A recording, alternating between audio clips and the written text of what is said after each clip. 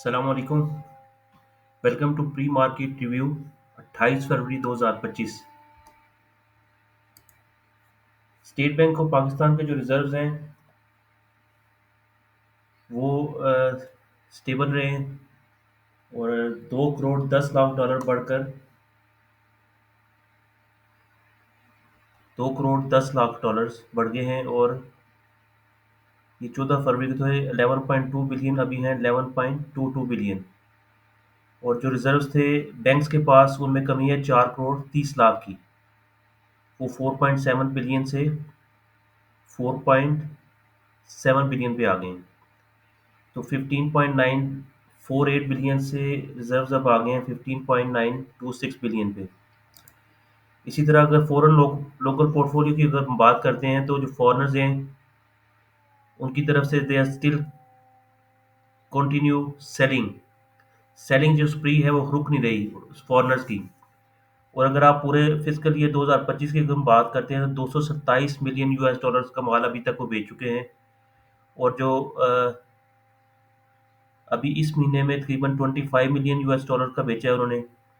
और year to date जनवरी से अभी तक 4 करोड़ यूएस डॉलर्स का माल फॉरेनर्स ने सेलिंग उनकी कंटिन्यू है। इंडिविजुअल्स भी अब सेलिंग साइड में है जी। 2.21 मिलियन यूएस डॉलर्स का कल उनकी सेलिंग थी।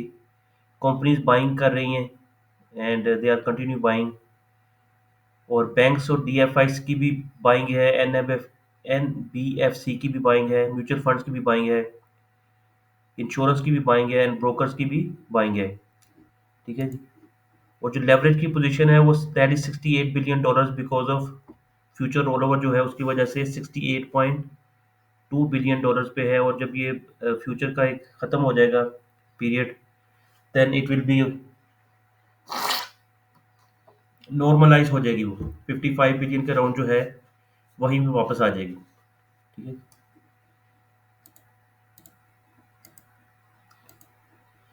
ये एक बिजनेस रिकॉर्डर की खबर है कि अपटिक इन्फ्लेशन इन्फ्लेशन बढ़ रही है। Water stress for crops likely. जो पानी की कमी है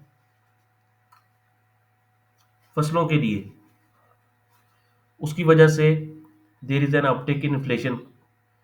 और ये इसकी रेंज बता रहे हैं कि फाइनेंस डिवीजन क्या बता रही है रेंज 2 से 3% के दरमियान इन्फ्लेशन एंटिसिपेटेड है।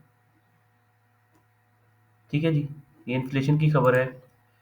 और फिर हम बात करते हैं जेफरीज इन्वेस्टर जो हैं उनकी मीटिंग हुई है औरंगजेब जो फेडरल मिनिस्टर हैं उनसे। और पॉलिटिकल साइड पे जो अपोजिशन है आपको बहुत पता है वो दे आर इन ट्रबल। काफ़ी प्रीवियस ईयर से ये this is continue for opposition क्योंकि जो ट्रबल गेम है दैट इज स्टिल कंटिन्यू। और जो पानी की कमी है जी वाटर स्नो शॉर्टेजेस और बर्फ़ की भी कमी और पानी की भी कमी उसकी वजह से जो हाइडल जनरेशन है उसमें थोड़ा सा उसकी जो जनरेशन है that could be lower side. क्योंकि हाइडल आपको पता है एक cheap source of energy production है।